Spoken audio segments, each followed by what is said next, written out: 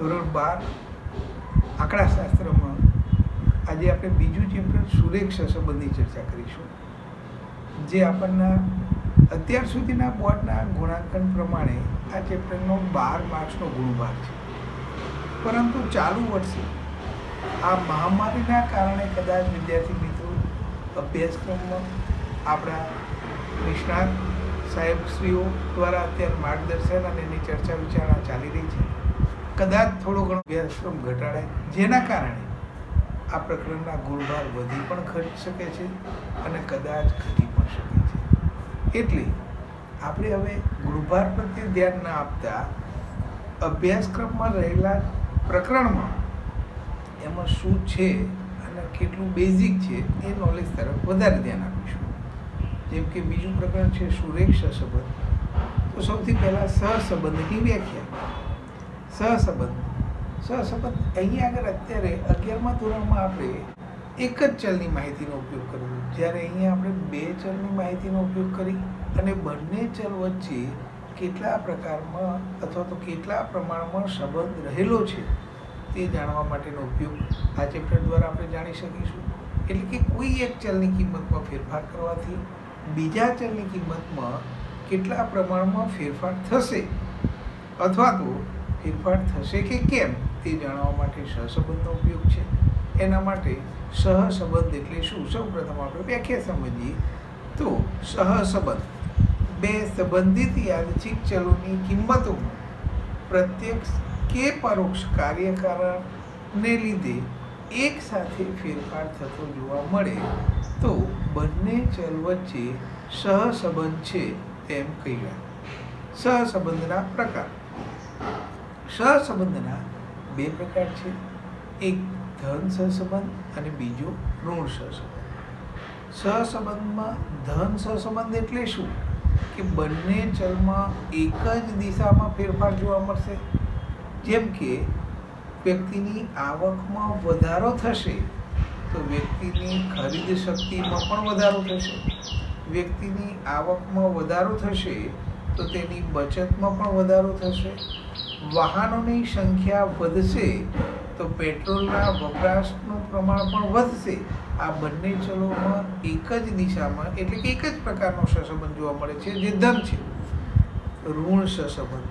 ઋણ સહસંબંધ એટલે બંને ચલોમાં વિરુદ્ધ દિશામાં ફેરફાર જોવા મળે.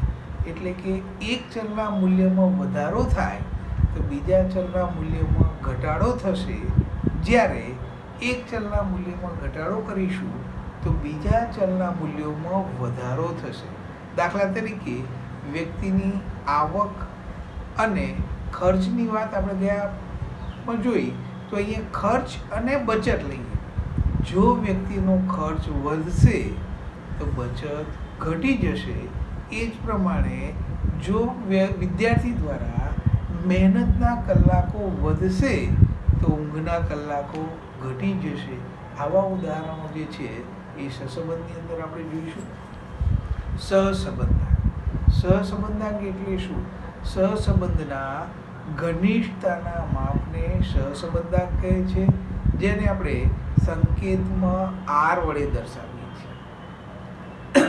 સહસંબંધાંકને મોટાભાગના દાખલા અભ્યાસની જે રીતો છે એની અંદર સહસંબંધાંક શોધીશું તો સહસંબંધાંક માટે આપણે કોડવર્ડ તરીકે એના સાંકેતિક ભાષા તરીકે R નો ઉપયોગ કરીશું. સહસંબંધના અભ્યાસની રીતો.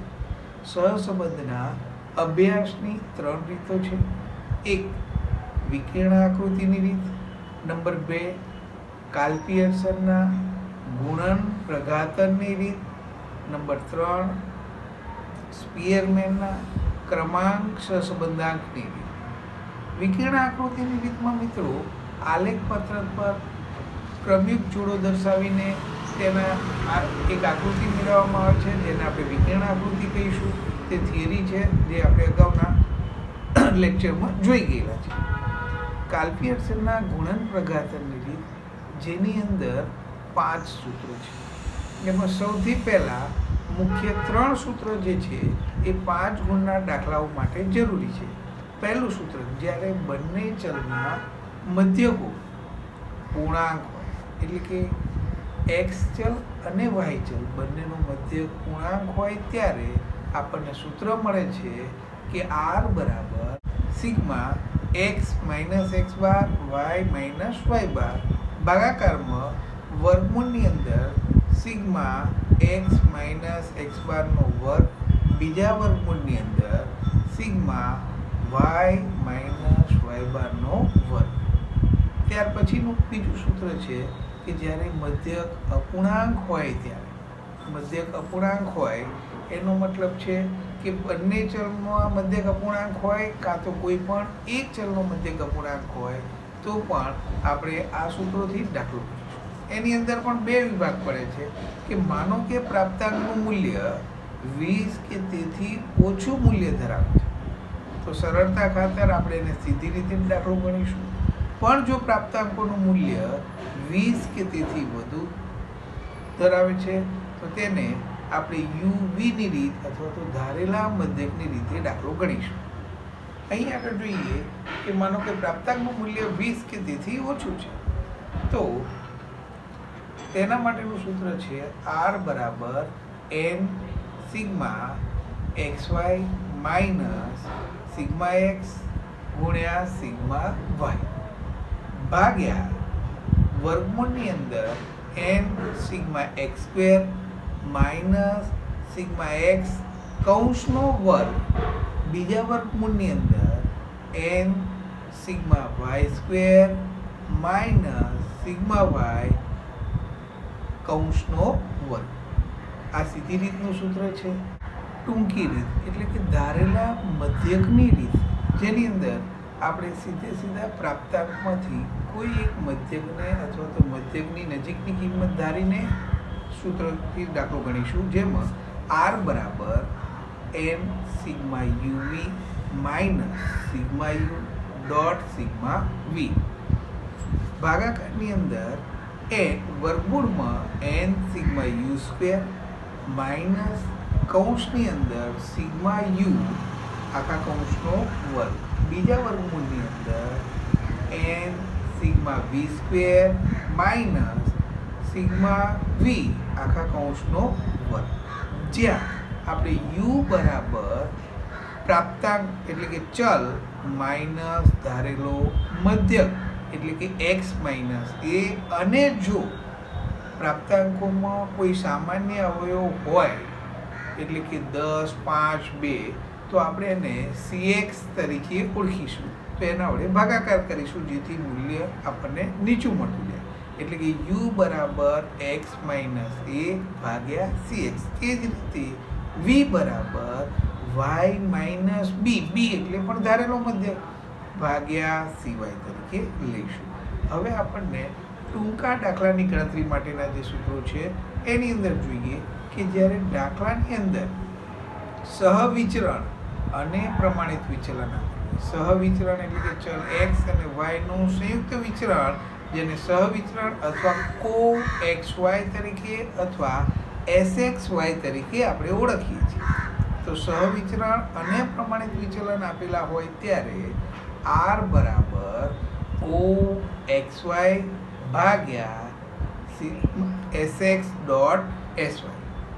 ફરી વખત સૂત્ર બોલું કે r બરાબર કો xy ભાગ્યા sx ડોટ sy જ્યારે પ્રમાણિત વિચલન અને બંને મધ્યકમાંથી લીધેલા વિચલનો આપેલા હોય ત્યારે એટલે કે કોની કિંમત નથી આપી પણ કોના બદલે મધ્યકમાંથી લીધેલા વિચલનોની કિંમત આપી હોય ત્યારે r બરાબર સિગ્મા કૌંસમાં x minus x bar y minus Y bar ભાગ્યા n dot sx dot sy.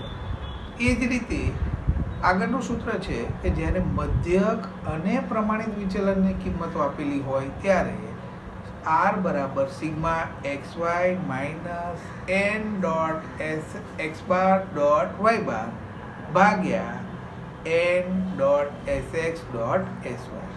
આ રીતે આપણા 5 સૂત્રો જે છે એ સૂત્રોનો આપણે અભ્યાસ કરીશું. હવે આપણે આગળ દાખલા ઉપર જઈએ કે જેમાં મધ્યકની કિંમત પૂર્ણાંક હોય એટલે કે મધ્યકની કિંમત પૂરેપૂરી આપેલી હોય, પૂર્ણાંકમાં જ હોય બંને ચલના, એવા સૂત્રના દાખલાઓ એક્ઝામ્પલની વાત કરી.